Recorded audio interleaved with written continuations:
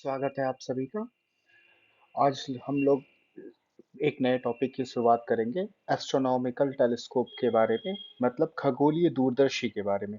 दूरदर्शी क्या होती है, कैसे काम करती है, इस चीज़ों को आज हम इस लेक्चर में सीखेंगे।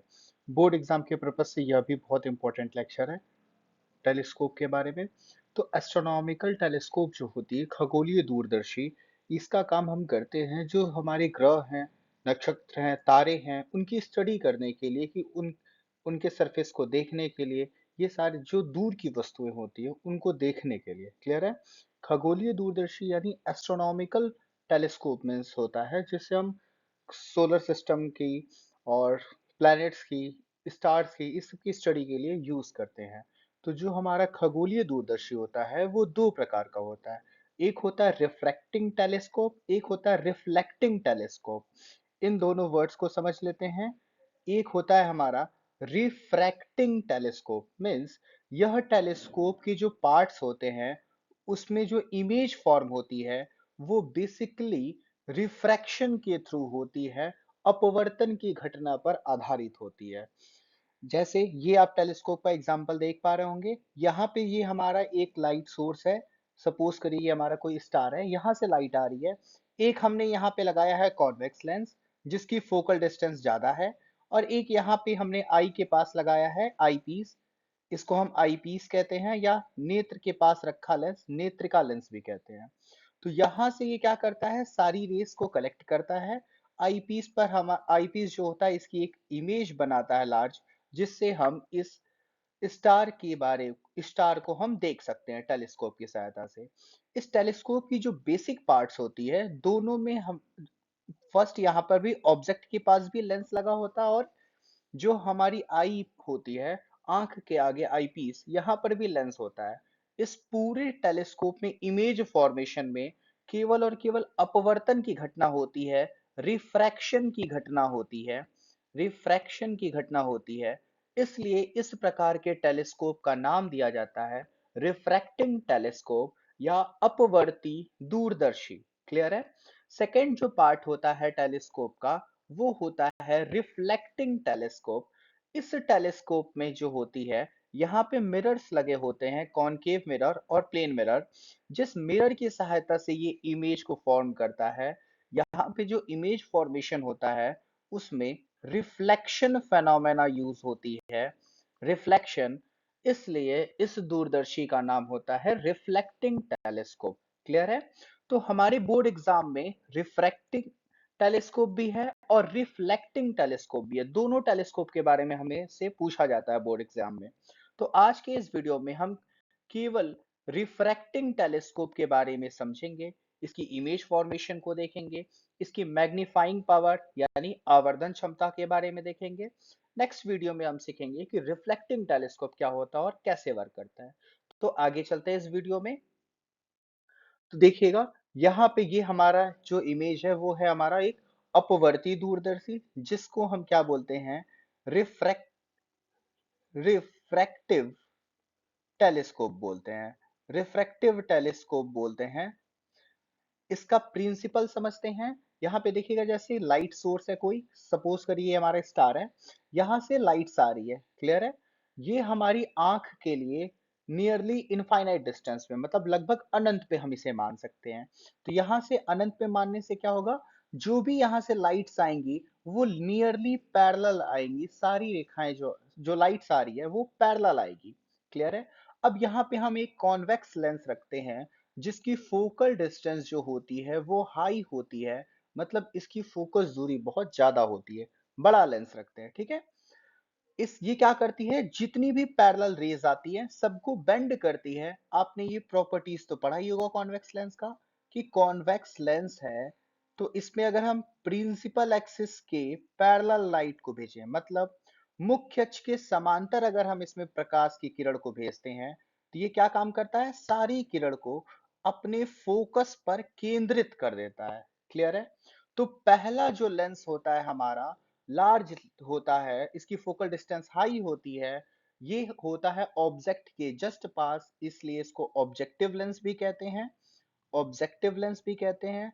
इसका मेन पर्पस यही है, ये जो समांतर रेज आ रही है, पैरेलल रेज आ रही है लाइट से, सोर्स से, यहाँ इस स्टार से आ रही है, उसको ये क्या करता है, कन्वर्ज करता है एक पॉइंट पर, सारी रेस को फोकस्ड कर देता है। ठीक है, फर्स्ट लेंस का काम हमें समझ में आ गया।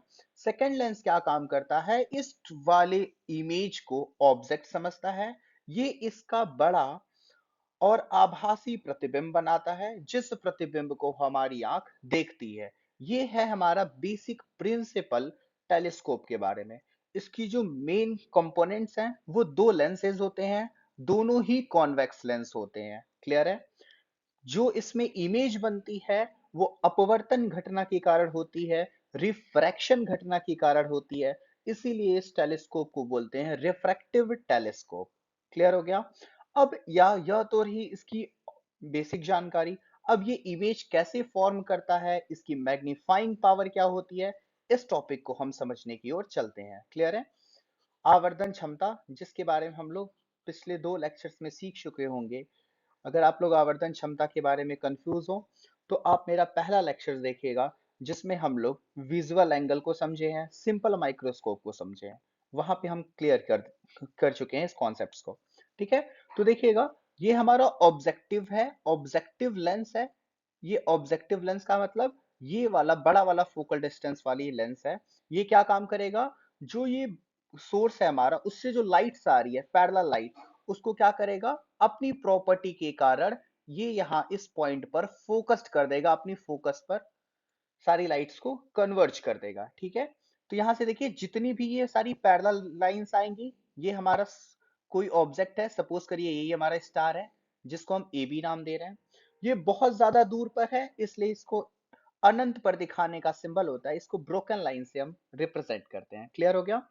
तो यहां से जो पैरेलल रेज आएगी, लाइट की रेज आएगी, वो इस कॉन्वेक्स लेंस पे पड़ेगी।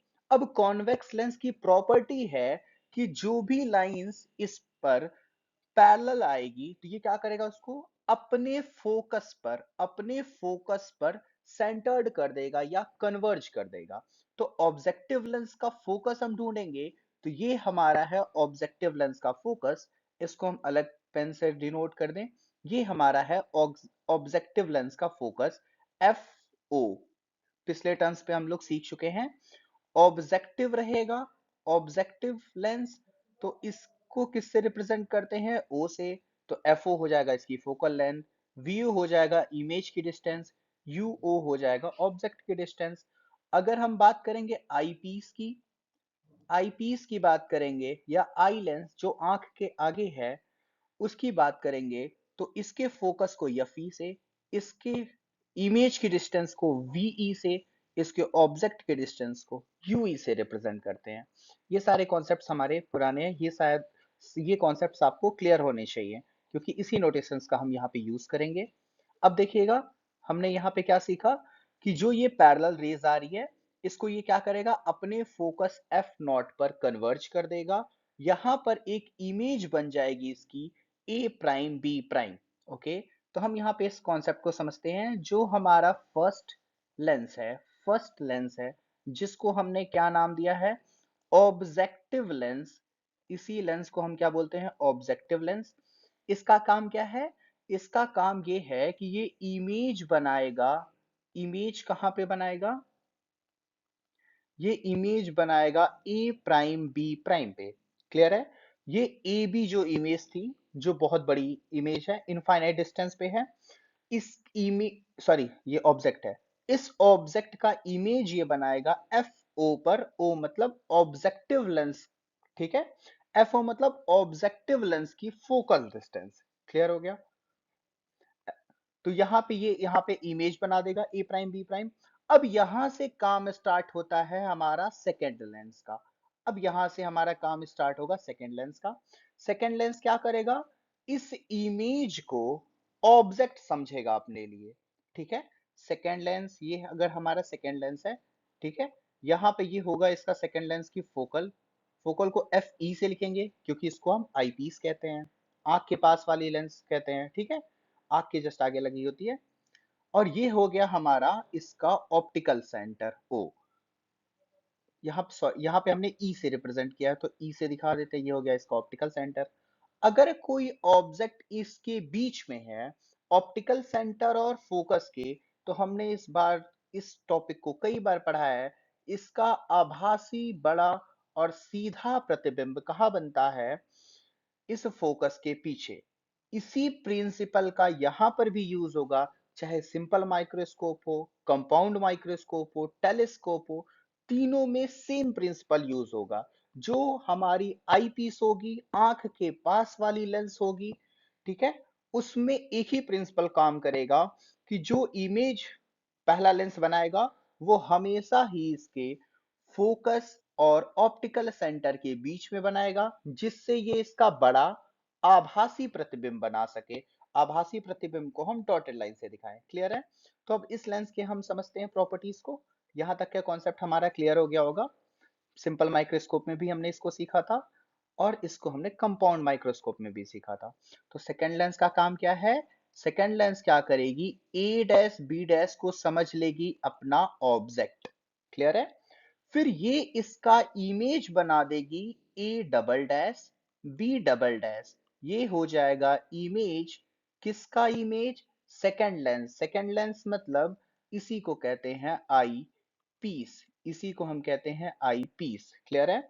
यही हमारा है फाइनल इमेज जो हमारी आंख देखेगी। मीन्स अगर हम टेलीस्कोप यूज करते हैं तो ये ए बी का प्रतिबिंब जो हमें दिखाई देगा वो A double prime B double prime दिखाई देगा। क्लियर है? यहां तक के कॉन्सेप्ट में हमें कोई प्रॉब्लम नहीं है। ये हो गया इसका रे डायग्राम। हम इसका रे डायग्राम कैसे बनाएंगे? क्लियर है?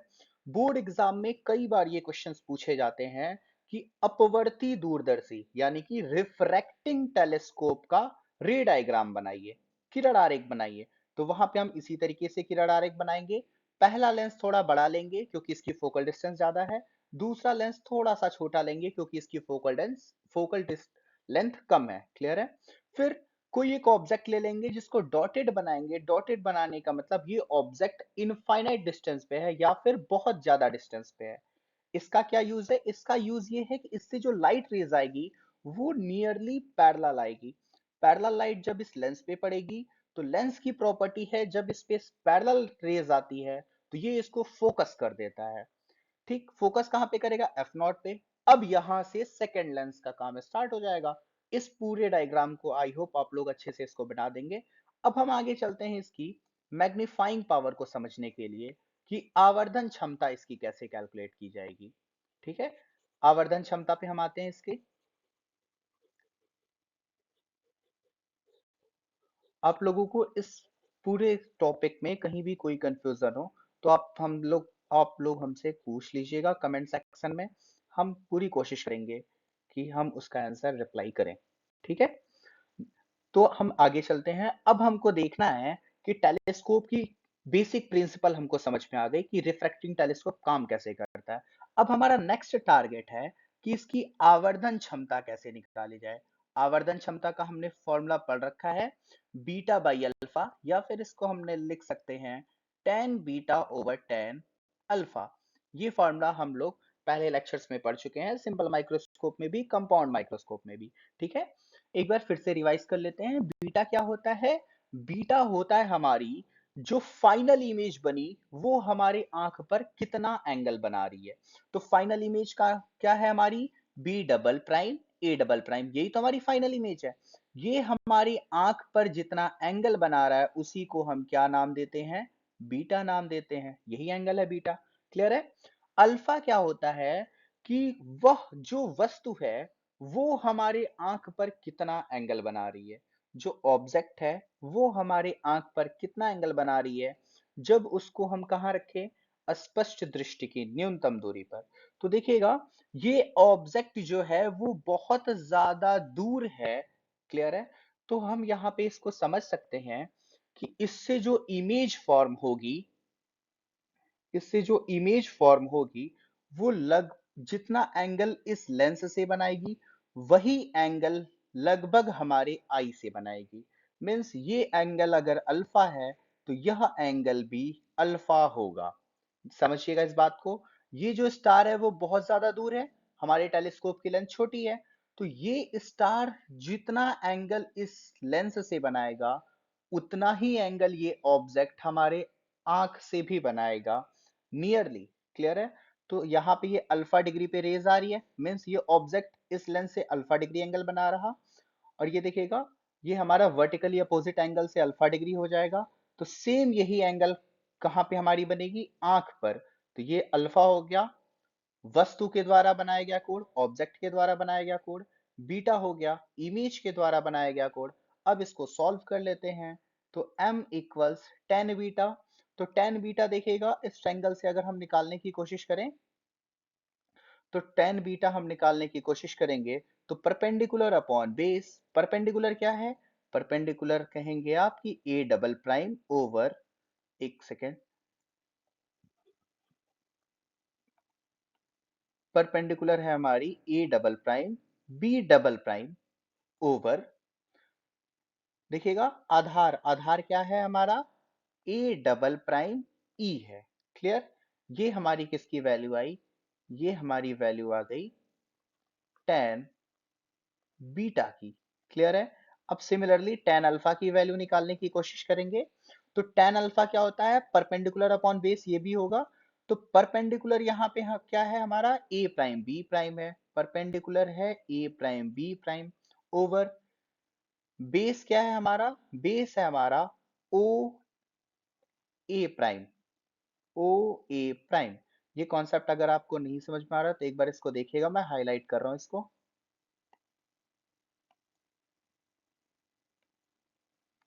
देखिएगा क्या हमने देखा, ए देखिएगा टेन बीटा निकालना है, तो ये हमको एक राइट एंगल ट्रायंगल दिखाई दे रहा है। इसमें अगर हमको टेन बीटा निकालना है तो perpendicular means A double prime B double prime upon base, base means A double prime और ई। क्लियर है? अब हमको क्या निकालना है? Tan alpha. तो देखिएगा ये राइट एंगल ट्रायंगल हमें दिखाई दे रहा है ओ ए प्राइम बी प्राइम, ये हमें एक राइट एंगल ट्रायंगल दिखाई दे रहा है। इसमें टेन अगर हम अल्फा की वैल्यू कैलकुलेट करेंगे तो perpendicular means A prime B prime upon base, base की वैल्यू हो जाएगी ओ ए प्राइम। क्लियर है? यहां तक के कॉन्सेप्ट क्लियर हो गए। अब हम इस m की वैल्यू को सॉल्व करेंगे तो बीटा की जगह रख देंगे A double prime B double prime over A double prime E multiplied by, यहाँ पे इसकी वैल्यू कैलकुलेट करेंगे तो क्या मिलेगा हमें? ए प्राइम, वन सेकेंड, इसकी वैल्यू देखिएगा अब रेसिप्रोकल हो जाएगा क्योंकि डिवाइड में है, तो ये हो जाएगा O A prime over A prime B prime. अब इसकी वैल्यू को हम कैलकुलेट करते हैं। देखिएगा यहां से ये वैल्यू सॉल्व और नहीं हो पा रही है, इसको एक काम करते हैं, E double prime B double prime, देखिएगा एक एंगल हम यहाँ से और देख सकते हैं। ये देखिएगा हमने ये वाला ट्रायंगल लिया था बीटा की वैल्यू को सॉल्व करने के लिए, लेकिन अगर हम इस ट्रायंगल को ना लेकर के ये स्मॉल ट्रायंगल लें तो हमें ए प्राइम बी प्राइम मिलेगा जो वैल्यू कट सकती है। तो हम यहाँ पे ट्रायंगल की वैल्यू चेंज करेंगे। आप लोग समझिएगा एक बार इस कॉन्सेप्ट को, हम क्या बताना चाह रहे हैं इसमें। देखिएगा थोड़ा सा कॉन्सेप्ट है, इस कॉन्सेप्ट से भी आ जाएगा लेकिन हमें सिमिलर ट्रायंगल की प्रॉपर्टी लगानी पड़ेगी। देखिएगा टेन बीटा को हम और क्या लिख सकते हैं? टेन बीटा तो एक तो हम इस बड़े वाले ट्रायंगल से सॉल्व कर सकते हैं, यह भी टेन बीटा है, और एक ऐसे स्मॉल ट्रायंगल से सॉल्व कर सकते हैं। तो स्मॉल ट्रायंगल से अगर सॉल्व करेंगे तो टेन बीटा क्या हो जाएगा हमारा? Perpendicular, perpendicular means A prime B prime over base, base क्या हो जाएगा हमारा? A prime E. देखिएगा बेस हमारा क्या हो जाएगा? A prime E. I hope ये कॉन्सेप्ट समझ में आया होगा। अब हम यहां से m की अगर वैल्यू निकालें तो टेन बीटा यानी A prime B prime over A prime E multiplied by tan alpha, reciprocal हो जाएगा O A prime over A prime B prime. देखिएगा अब यहां से A prime B prime easily cancel हो जाएगा, तो हमारा मैग्निफिकेशन पावर जो आएगा, magnifying power O A prime over A prime E आ जाएगा। अब इस फिगर में ढूंढते हैं कि ओ ए प्राइम क्या चीज है, तो ओ यहाँ पे है हमारा और ए प्राइम यहाँ पे है। तो ओ प्राइम जो है हमारा फर्स्ट लेंस का ऑप्टिकल सेंटर है और ए प्राइम ओ एफ ओ के इक्वल है, एफ ओ पे है। देखिएगा तो ये जो डिस्टेंस है वो हमारी कहलाएगी फोकल डिस्टेंस, किसका? ऑब्जेक्टिव लेंस का। क्लियर है?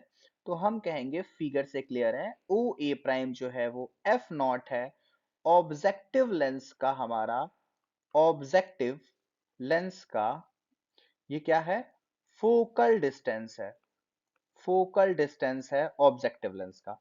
और ए प्राइम ई की बात की जाए, ए प्राइम ई को जरा देखिएगा, ए प्राइम ई जो है हमारा, ये क्या चीज है, वस्तु की दूरी है, किसके लिए, आईपीस के लिए। आईपीस इसी को तो ऑब्जेक्ट समझा है, तो आईपीस जब इसको ऑब्जेक्ट समझा है तो देखिएगा लेफ्ट डायरेक्शन में जाएंगे, इसलिए वैल्यू निगेटिव आएगी। इसकी वैल्यू को हम लिख दें माइनस यू ई, तो कोई प्रॉब्लम नहीं होगा, क्योंकि ये क्या है, ये हमारी आई पीस से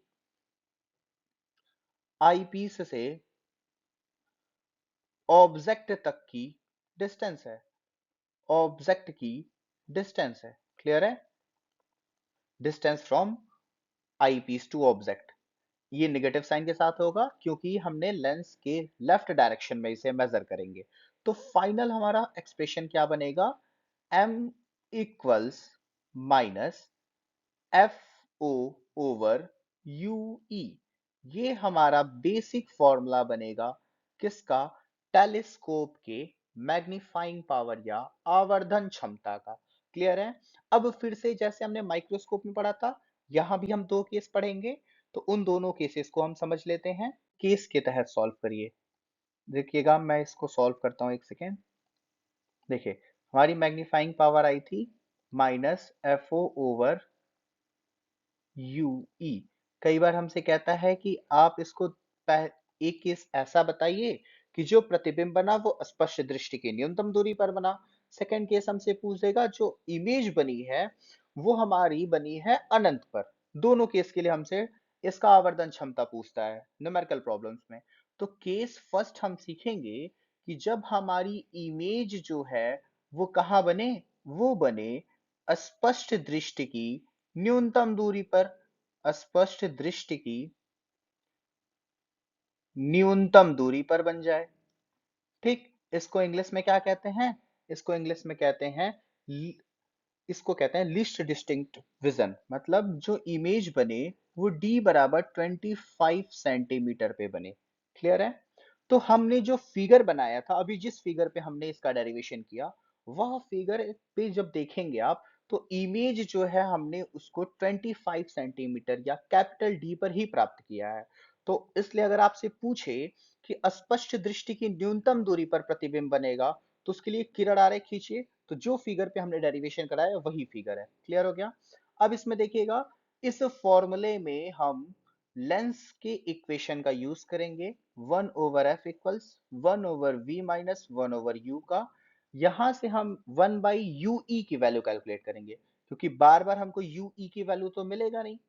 जैसे हमारा टेलीस्कोप है, ये सेकंड लेंस है, तो बार बार हम यहां से कैलकुलेट नहीं कर सकते ना कि वस्तु की दूरी कितनी है, क्योंकि ये क्या है, पहले लेंस का इमेज है, इसको इसने वस्तु समझा है, फिर ये फाइनल इमेज बनाएगा। तो यूई की वैल्यू कैलकुलेट करना इजी नहीं होता है, इसलिए इस फॉर्मूले को हम सब्स्टिट्यूट करेंगे। देखिएगा इस फॉर्मूले को हम सब्स्टिट्यूट करेंगे कैसे, देखिएगा आई पीस के लिए अगर हम बात करें, आई पीस के लिए बात करें, तो V की जगह पे आप क्या रख देंगे, V की जगह पे आप रखेंगे माइनस डी, क्योंकि जो प्रतिबिंब बने हम कहां पर चाहेंगे, प्रतिबिंब जो बने वो स्पष्ट दृष्टि की न्यूनतम दूरी पर बने, और चूंकि लेफ्ट डायरेक्शन में बन रहा है इसलिए माइनस डी लिखेंगे। U V को VE लिख दें, ये और अच्छे से लिखो, क्लियर हो जाएगा कि आई पीस के लिए हम लगा रहे हैं। VE की जगह माइनस डी, UE की वैल्यू, UE की वैल्यू तो हमें सॉल्व ही करनी है, माइनस UE। एफ ई की जगह पे हम प्लस एफ ई रखेंगे, क्योंकि कॉन्वेक्स लेंस की फोकल डिस्टेंस पॉजिटिव होती है। अब इसको इस फॉर्मूले पे पुट करते हैं, तो 1/fe equals 1/-d minus 1/-ue। Clear है। तो ये हो जाएगा 1/fe equals minus 1/d plus 1/ue। या फिर और हम इसको क्या लिख सकते हैं, 1/ue equals 1/fe plus 1/d। Clear है यहां तक ये कॉन्सेप्ट। इस फॉर्मूले को, इस कॉन्सेप्ट को हम यूज करके m की वैल्यूज को सॉल्व करेंगे। तो इसको सब्स्टिट्यूट कर देते हैं हम लोग। तो यहाँ पे हमारा फाइनल एक्सप्रेशन मिलेगा m equals minus F O over U E होता है। तो 1/UE की वैल्यू हमने सॉल्व किया, कितना पाया? 1/D plus 1/FE। यहां से देखिएगा, अगर हम लोग FE को कॉमन ले लेते हैं तो माइनस FO ओवर FE हो जाएगा। यहां पे बच जाएगा 1 प्लस, देखिएगा FE कॉमन लिए हैं तो ये हो जाएगा,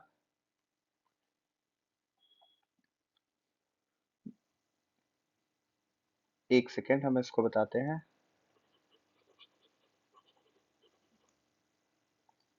देखिए यहाँ पे हम क्या कहते हैं, FO ओवर FE कर देते हैं, कॉमन लिया। जब कॉमन लेंगे तो इसकी वैल्यू हो जाएगी FE ओवर D प्लस 1। यहां तक का कॉन्सेप्ट क्लियर हो गया होगा।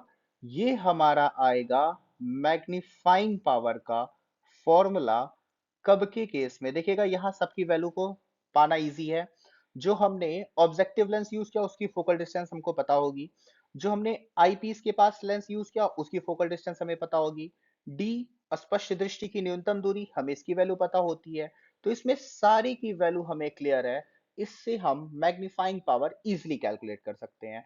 फॉर्मूला यह भी बिल्कुल सही है, बट इस फॉर्मूले को जब न्यूमेरिकल वैल्यूज में दिया जाता है तो हमेशा हम FO की वैल्यू पाते हैं न्यूमेरिकल में और FE की, और D की वैल्यू तो हमें पता ही होती है। UE की वैल्यू जनरली हमें दिया नहीं होता, तो उस समय या तो हम इस फॉर्मूले को लगा के UE की वैल्यू कैलकुलेट करें, या हम इस वाले फॉर्मूले से डायरेक्ट वैल्यू को सॉल्व कर लें। क्लियर हो गया? तो ये रहा हमारा पहला केस कि जब हमारा जो प्रतिबिंब हो वो स्पष्ट दृष्टि की न्यूनतम दूरी पर बने। क्लियर है? अब इसी फॉर्मूले को यूज करके हम केस सेकंड को सीखेंगे कि जब हमारा प्रतिबिंब कहां पर बने, अनंत पर बने। क्लियर है? तो सेकंड केस को हम समझते हैं इसमें। तो देखिएगा अभी हमारा जो बेसिक फॉर्मूला है आवर्धन क्षमता निकालने का वो है m equals minus F O over F E. एक second, F over F E नहीं है, मेन फॉर्मूला हमने अभी जस्ट कैलकुलेट किया है F O over U E. ठीक है, ये हमारा बेसिक फॉर्मूला है। अब देखिएगा जब केस सेकंड हमसे पूछ लिया जाए, केस सेकंड पूछा जाए बोर्ड एग्जाम में कि आप तब बताइए जो हमारा इमेज है, देखिएगा ए प्राइम बी प्राइम जो फाइनल इमेज बनता था ना हमारा, A double prime B double prime, यह इमेज कहां पर बने? इनफाइनाइट पे बने, अनंत पर बने। ठीक है, तो उस केस के लिए आपसे सबसे पहला क्वेश्चन पूछा जाता है किरण आरेख बनाइए। तो ये हो रहा आपका अपवर्ती दूरदर्शी के लिए, जब प्रतिबिंब कहां बने? अनंत पर बने, तब के केस का फिगर। ये फिगर आपको एग्जाम में बनाना होगा। सारे कॉन्सेप्ट सेम है। इस समय क्या होती है, यहां से जो इमेज, सॉरी, यहां से जो लाइट्स निकलती है वो सारी पैरेलल आएगी, फोकस पर इसका इमेज बनेगा। हम ऐसा सेटिंग करते हैं, इसको आगे पीछे इस तरीके से मूव करते हैं कि जो हमारा ऑब्जेक्ट लेंस है इसका focus distance F O, clear है, आईपीस लेंस के फोकस से कॉन्साइड कर जाए। इस केस में क्या होगा, ये क्या करेगा, सारी पैरेलल रेस को यहाँ पे इमेज फॉर्म करेगा, और यही किसका फोकस होगा? आईपीस का। जब ये आईपीस का फोकस होगा तो किसी आईपीस के फोकस पर अगर कोई ऑब्जेक्ट रखागा उसका इमेज ये इनफाइनाइट पे बनाएगा, तो इसलिए हमारी इमेज कहाँ बन जाती है? इनफाइनाइट पे। तो इस केस के लिए यूई यानी कि ऑब्जेक्ट की डिस्टेंस कहां से? आईपीस के ऑप्टिकल सेंटर से जो होती है वो फोकस डिस्टेंस के बराबर हो जाती है। किसके फोकस डिस्टेंस के? आईपीस के फोकस डिस्टेंस के। चूंकि यूई नेगेटिव डायरेक्शन में मेजर कर रहे हैं तो यहाँ पे हम नेगेटिव साइन का यूज नहीं करेंगे, हमने पहले फॉर्मूले में कर लिया है। तो यूई को डायरेक्ट रिप्लेस कर देंगे हम किससे? Fe से। तो हमारा आवर्धन क्षमता का मैग्नीफाइंग पावर का फॉर्मूला आएगा minus F O over F E. ये कहलाएगा केस सेकंड का आवर्धन क्षमता का सूत्र। इसको चेंज करने की जरूरत नहीं है, एफओ की वैल्यू आपको पता होगी, जो आप ऑब्जेक्टिव लेंस यूज करेंगे उसकी फोकस दूरी है। एफई की वैल्यू आपको पता होगी, जो आपकी आई पीस है, नेत्रिका लेंस है, उसकी फोकस दूरी आपको पता होती है। तो ये केस सेकंड बहुत ही इजी केस है। जनरली बोर्ड एग्जाम में आपको केस सेकंड के साथ ये आपसे पूछ लिया जाता है। क्वेश्चन बनता है कि खगोली अपवर्ती दूरदर्शी, अपवर्ती दूरदर्शी मतलब रिफ्रैक्ट, इसको क्या बोलते हैं, रिफ्रैक्टिव टेलीस्कोप, जिसमें रिफ्रैक्शन फेनोमेना का यूज हुआ हो, ठीक है, के लिए जब प्रतिबिंब अनंत पर बन रहा हो तो किरण आरेख खींचिए। तो बिल्कुल आप इस किरण आरेख को प्लॉट कर देंगे, बना देंगे। फिर पूछता है यदि नेत्रिका लेंस की फोकस दूरी इतनी है और वस्तु लेंस की फोकस दूरी ये है तो आवर्धन क्षमता बताइए। बहुत इजी न्यूमेरिकल आता है, इसको आप लोग कैलकुलेट कर ले जाएंगे। अब हम एक और टॉपिक जो इसमें पूछता है, वो पूछता है कि टेलीस्कोप की लेंथ कितनी है, टेलीस्कोप की लेंथ कितनी है।